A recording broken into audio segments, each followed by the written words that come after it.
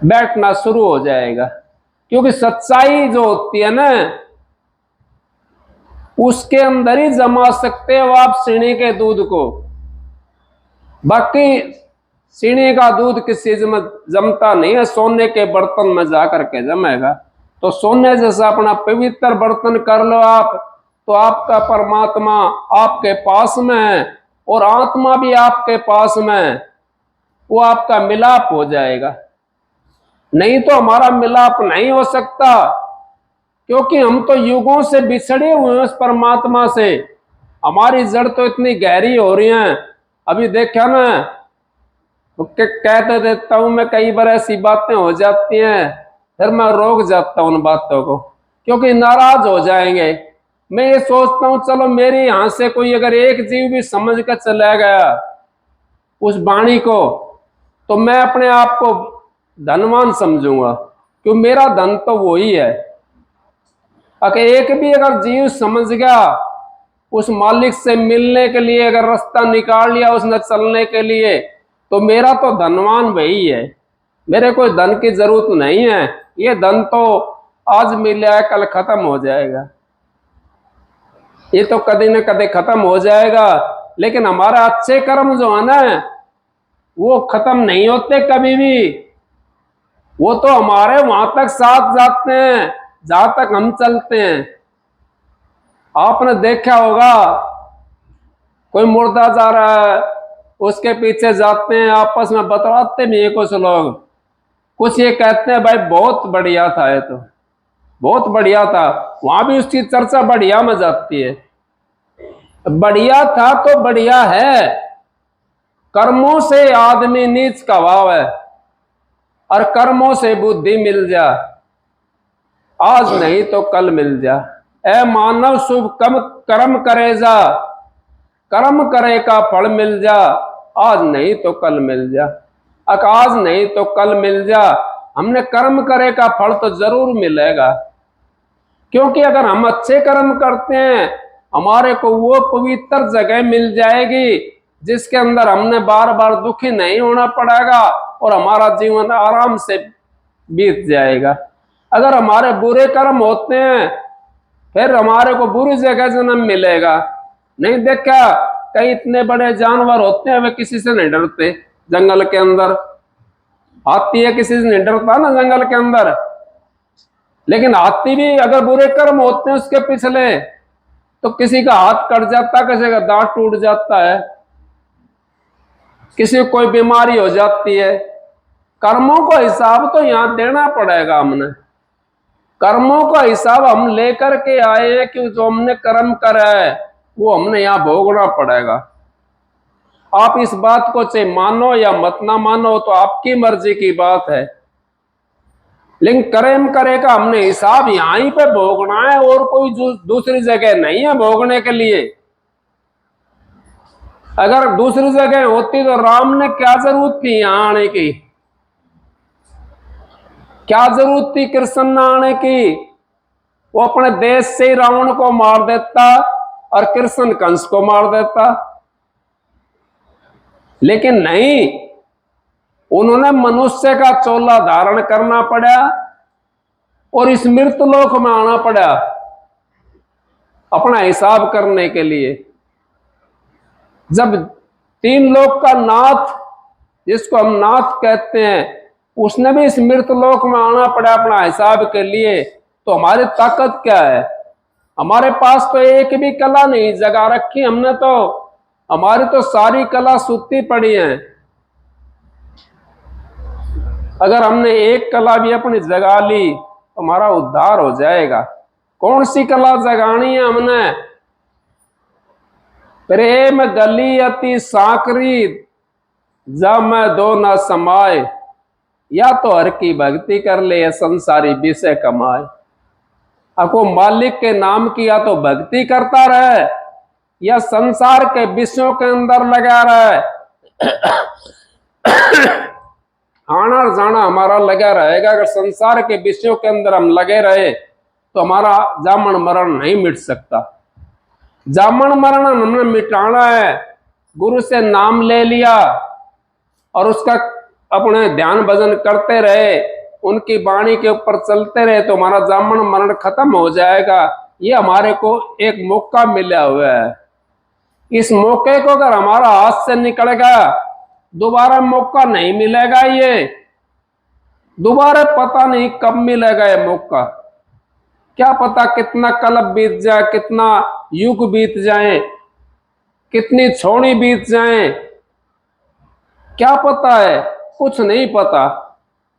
क्योंकि अब तो आपके हाथ में आया हुआ है, लेकिन हम सत्संग से पीठ मोड़ लेते हैं। सत्संग से पीठ देने वाला आपसे मेरे से लिखवा ले जाना, मैं लिख कर देता हूं कई बातें। सत्संग के अंदर आकर के आप अगर सो भी जाते हो तो यूं सोचो अब हम तो सुरग के अंदर बैठे हैं। सत्संग के अंदर अगर आप सुन लेते हो सत्संग को तो यूं समझो हम भजन के अंदर बैठे हैं। और सत्संग के अंदर अगर आप उसको ग्रहण कर ले जाते हो तो यूं सोचो हम तो अपने सतगुरु के पास में पहुंच गए, अपने मालिक के पास में पहुंच गए। लेकिन हम तो कोई सा काम भी नहीं करते, फिर कैसे उद्धार होगा हमारा? हमारा उद्धार तो तभी होगा तब हम सत्संग में आएंगे, सत्संग की बातें सुनेंगे, चाहे आकर के सो भी जाए कोई बात नहीं है। क्योंकि जब भी आपको शांति मिलेगी, आप तो आए हो वहां से सत्संग करने के लिए, उसमें आकर के अगर आप सो भी गए तभी भी आपका उद्धार हो जाएगा। क्योंकि आप इतना समय कम से कम और भी कुछ नहीं तो बुरे काम से तो बच गए, तेरी मेरी से तो बच गए। मन हमारे को नचाए नचाए डोलता, उससे तो हम बच गए। तो इतना तो हमारा फायदा हो जाता सत्संग में आने से। फिर भी आप सत्संग को त्याग देते हैं और चीजों को नहीं त्यागते, क्योंकि हम तो उस चीज के अंदर फंसे हुए हैं जो हमारे साथ नहीं जाने, जो हमारा काम किस कुछ नहीं कहानी, उसके अंदर हम फंसे हुए हैं। अब शादी देखो, हमारा भाई साहब बैठे हैं पीछे, अब वो शादी तो श्याम की है और अभी से शुरू हो गया उनका काम। बताओ आप, सत्संग भी त्याग दिया। एक बात और बताता हूं आपको, एक भाई शराबी था। बात ऐसी आ जाती है, तो किसी की मूर्ति थी, वो जा करके वहां गाड़ी बक्काता था। एक भाई भगत था, वो उसका आगे आरती विनती करके आता था, जोत बत्ती जला के आता था। एक दिन क्या होया, क्यों परीक्षा तो हर चीज में होती है, जो परीक्षा में पास हो जाता है ना इंसान तो वो होता है, और जो परीक्षा के अंदर फेल हो जाता तो क्या फायदा उसका।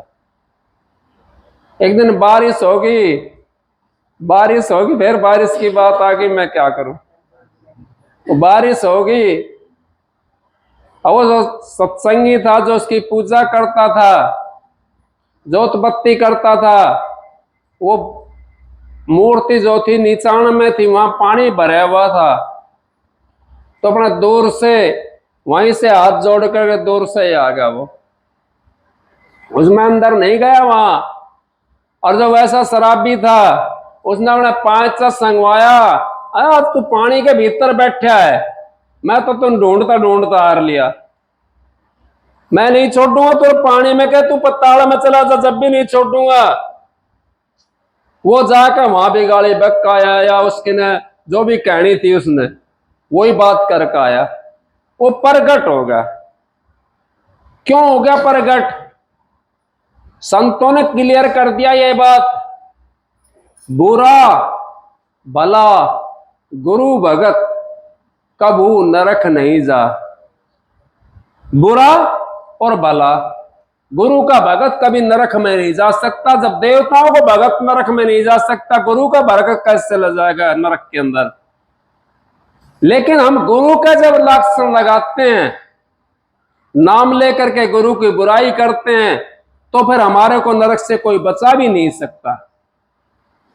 क्योंकि संत महात्माओं ने, कबीर साहब ने क्लियर कर दिया, रैदास ने क्लियर कर दिया, नानक साहब ने क्लियर कर दिया, इतना सूरज चांद रहेगा, इतना वो नरक के अंदर रहेगा जो गुरु के लक्षण लगाता है। गुरु के अंदर अगर विचार सही है, उसके अगर हम लक्षण लगाते हैं तो हमने नरक के अंदर जाना पड़ेगा। और नरक के अंदर इतना रहेंगे हम, इतना सूरज चांद इस सृष्टि के ऊपर रहेगा, देख लो आप कितना दिन लगेगा उसके अंदर। गुरु छोटा बड़ा नहीं होता है। शिक्षा देने वाला चाहे कै की शिक्षा देता हो, चाहे ख की शिक्षा देता हो, चाहे ए की शिक्षा देता हो, चाहे बी की शिक्षा देता हो, छोटा बड़ा नहीं होता। हाँ, इतना जरूर होता है, एक गुरु होता है, एक सतगुरु होता है, फर्क हो जाता है। एक तो गुरु होता है, गुरु होता है, सत्संग तो दूसरी तरफ जा रहा था लेकिन घूम कर दूसरी जगह चला गया। जो गुरु होता है किसी का पर्सन होगा, जो गुरु होता है वो हमारे को शिक्षा देने वाला होता है, किसी कार्य के बारे में, किताबों के बारे में, एक तारा के बारे में, बाजा के बारे में, हल बाने के बारे में, मशीन सिखाने के बारे में, और कोई गाड़ी चलाने के बारे में, उसको गुरु कह देते हैं। और जो सतगुरु होता है वो अलग होता है। सतगुरु जो अंतर का, मार्ग का भेद बताता है, उसको सतगुरु कहते हैं। 10 प्रकार के शब्दों का भेद बताता है, 18 मंजिल का भेद बताता है, उसको सतगुरु कहते हैं। 72 नाड़ों का भेद बताता है, 52 अक्षरों का भेद बताता है, उसको सतगुरु कहते हैं। वो हमारे को, उसके अगर हम निंदा करते हैं तो इतने हमने सूरज चांद रहेगा ना, इतने हमने नरक के अंदर रहना पड़ेगा। अब आप देख लो, क्योंकि हमने तो उस सतगुरु का सहारा लिया जिन्होंने हमारे को शब्द का भेद दे दिया, और फिर उसकी हम निंदा करें, कौन बचाएगा? मैं अपने तन को आप डसूं तो कौन छुड़ावे मोए, रमज गुरु चेले की। अगो रमज गुरु चेले की, मेरा देत भरमगढ़ तोड़, रमज गुरु चेले की। अपने तन को हम आप डसने लग जाएंगे तो गुरु हमारे को कैसे बचावेगा?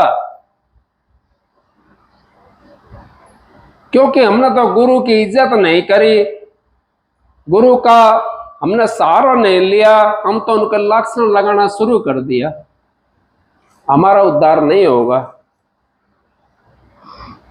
और हमने ये बातें सोचनी चाहिए। मनुष्य चोला हमने मिला है जिन्होंने गुरु बना रखे हैं। मैं तो ये कहता हूं, आप किसी ने गुरु को नहीं छोड़ना। क्यों? गुरु क्या छोड़ना है? गुरु तो ज्ञान होता है, ज्ञान का क्या छोड़ना है? ज्ञान छोड़ दिया तो हमारे पास में क्या चीज रहेगी? कुछ भी चीज नहीं रही। हाँ, इतना जरूर है, आपने पहली किताब पढ़ रहे, पहली की, अब 10वीं किताब उसने आती नहीं है तो 10वीं कैसे बताओगा वो? 10वीं के पास में आप चले जाओ, लेकिन सीढ़ी तो वही है। अब पहली किताब पढ़ोगे, फिर दूसरी की पढ़ोगे, फिर तीसरी की पढ़ोगे, फिर चौथी की पढ़ोगे, ऐसे करके आप 10वीं किताब तक पहुंच जाओगे, उस 10वें द्वार तक पहुंच जाओगे आप। उस 10वें द्वार का जो भेद बताने वाला है, अगर उसका आपने पल्ला पकड़ लिया तो आपका उद्धार हो जाएगा। क्योंकि 10वें द्वार से अगर भेद नीचे का होता है, वो हमारे को मुक्ति धाम में नहीं ले जा सकता। मुक्ति धाम में तो हमारे को 10वें द्वार से ऊपर का भेद ले जाएगा। उसके लिए हमने जरूरी होता है, अगर भाई हमने गुरु को बनाना, वो गुरु भी हमारा साथी है, क्योंकि उसने भी भेद दिया, हमारे को शिक्षा दी है, उसने भी हमारे को लाइन पर लगाया है, उसको भी हमने साध कर रखना है, उसकी भी निंदा नहीं करनी है हमने, क्योंकि उसने भेद बताया हमारे को, वो चलना तो सिखाया है। उस लाइन पे चलना तो सिखाया हमारे को, उसकी भी हमने निंदा नहीं करनी है, चुगली नहीं करनी है। उसका जहां तक की विद्या है उसके पास में वहां तक तो उसने दे ही दी। आगे की विद्या चाहिए हमने, उस आगे का मार्ग का जानकार चाहिए जिससे हमारी मुक्ति होगी। अब सब कहने लग जाते हैं, कई बार मैं सत्संग में जाता हूं, लोग शब्द के गैल हम तो वहां पहुंच जाते हैं जहां का शब्द होता है। दीमक लगी, चिड़ियों ने घोंसले बना लिए और इतने शब्द जानते हैं वो लोग, अब कई कई दिन तक दिन रात गा करके, और जब भी उनके शब्द खत्म नहीं होते तो पहुंच जाते। संत महात्मा ने क्यों बता दिया साधन करना, वो साधन करना इसी करके बताया संत महात्माओं ने हमारे लिए। अब उस रास्ते से जब हम चलेंगे तो पहुंच जाएंगे, शब्द गाने से नहीं पहुंच सकते। तो शब्द तो हमारा एक मार्ग दर्शाने के लिए होता है। अगर भाई इस कबीर साहब ने ऐसे कह दिया, नानक साहब ने ऐसे कह दिया, और संतों ने ऐसे कह दिया, वो तो हमारा मार्ग दर्शाने के लिए होता है, हमारे को प्रेरणा देने के लिए होता शब्द तो। और वो भी जो गाता लय से, जिसकी बोली में भी रस होता है और उसका भाव भी शब्द के होते हैं, वो हमारे को प्रेरणा देता है। लक्ष्मी पंडित तो यहीं का था, अपना हरियाणा का रहने वाला, उन तो कह दिया गाना तो लयदारी का बेताल सुरीला ना चाहिए, जा पूर्ण घर अपने ने माँ बाप का गिल्ला ना चाहिए। अब गाना तो लयदारी का होता है, बेताल सुरीला तो ऐसा ही होता है, उसको क्या समझ तो लेते हैं लेकिन हमने ये बातें भी नहीं करनी, हमने तो उसका सार लेना है, हमने आनंद नहीं लेना है, हमने सुर का आनंद नहीं लेना है, हमने तो सार लेना है।